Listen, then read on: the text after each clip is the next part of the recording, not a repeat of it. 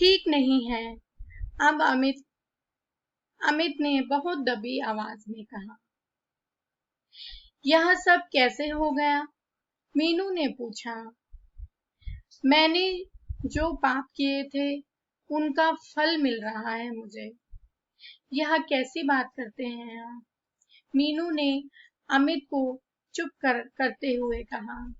नहीं मीनू, मैंने तुम्हारी भावनाओं को ठेस पहुंचाई, अपनी नासमझी के कारण तुम्हें बहुत परेशान किया। मीनू, मैं जानता हूँ कि तुम्हारे दिल में मेरे लिए बहुत घृणा है। मैंने कई बार कोशिश की कि तुमसे सारी बातें स्पष्ट कर दूं, परंतु दुर्भाग्यवश ऐसा मौका ही नहीं मिला। अभी आपकी तबीयत ठीक नहीं है, आप आराम कीजिए। मीनू उसे चुप कराने की कोशिश करती, परंतु अमित जैसे उसे सब कुछ बताने के लिए बेचैन था। नहीं मीनू, आज मुझे बहुत दिनों के बाद तुमसे बातें करने का अवसर मिला है। न जाने फिर कभी ऐसा अवसर मिले या ना मिले, इसलिए मैं अपने दिल की सारी बातें आज तुम्हें बता देना चाहता हूँ। मीनू,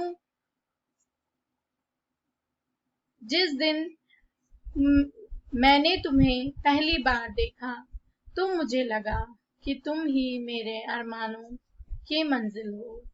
मैं तुम्हें हमेशा के लिए पा लेना चाहता था, परंतु वापस मेरठ आने पर उन परिस्थितियों ने कुछ ऐसा मोड़ लिया कि मैं एक ऐसे भंवर में फंस गया जिससे आज तक नहीं निकल पाया हूँ। जब तुम्हें देखकर हम घर पहुंचे तो देखा कि मेरठ के एक बहुत प्रतिष्ठित व धनी व्यक्ति अपनी लड़की का रिश्ता लेकर आए हुए थे। मैं नहीं चाहता था कि उस लड़की से मेरी शादी हो, परंतु मैं अपने माता पिता के सामने बोल न सका। शायद यह मेरी सबसे बड़ी भूल थी। उसके साथ मेरा रिश्ता हो हो गया था, परंतु शादी ना हो सकी। ईश्वर ने इसमें भी कुछ भलाई ही की है। जब से रिश्ता टूटा है, मैंने कोई और लड़की देखने का प्रयास ही नहीं किया। यद्यपि मेरे माता पिता इस बात से बहुत दुखी हैं। एक बार मैंने तुम्हें अपनी जीवन संगिनी मान लिया था, इसलिए आज तक तुम्हारी प्रतीक्षा करता रहा। नीलिमा भाभी से मुझे पता चला कि तुमने इस रिश्ते की नामंजूरी तुम इस रिश्ते की नामंजूरी से दुखी होकर वकालत पढ़ने का व अपने पांव पर खड़े होने का फैसला किया है।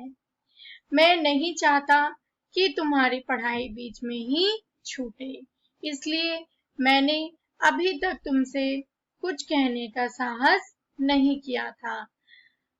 आज जब तुम वकालत पूरी कर चुकी हो, तुमसे कुछ कहने का समय आया था, परंतु अब विधाता ने मुझे तुम्हारे योग्य नहीं छोड़ा है।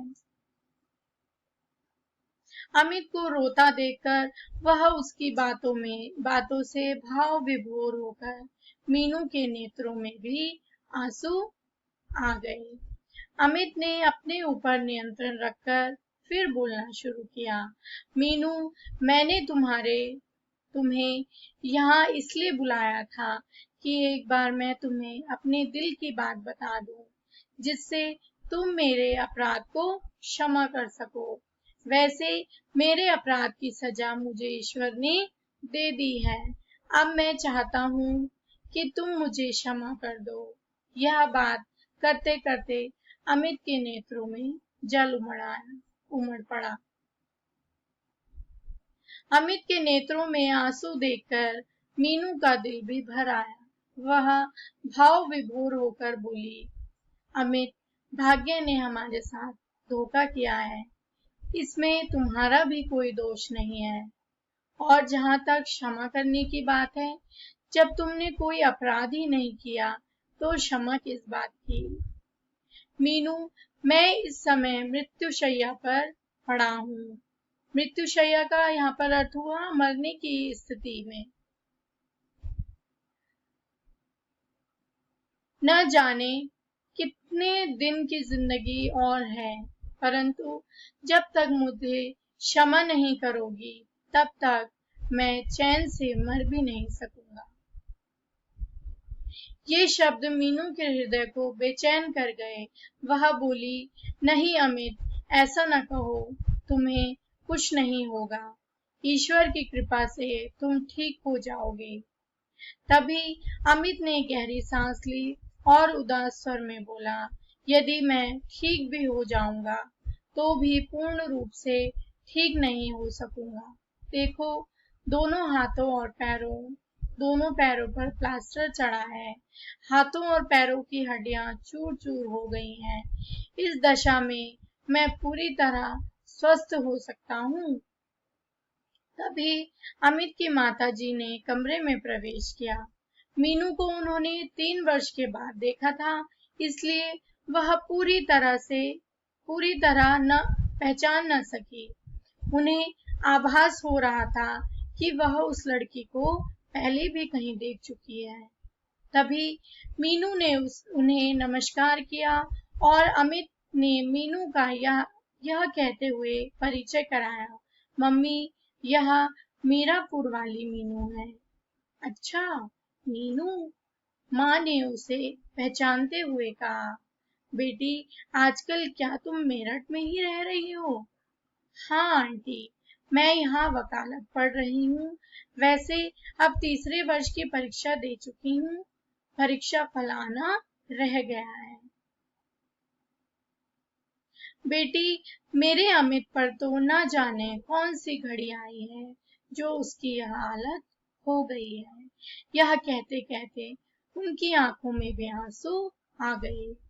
आंटी, आप चिंता न करें, अमित बिल्कुल ठीक हो जाएंगे। यह कहकर मीनू अपने स्टूल से उठ गई। अमित को इस हालत में देखकर मीनू के हृदय में उसके प्रति प्यार व दया की भावना उमड़ पड़ी।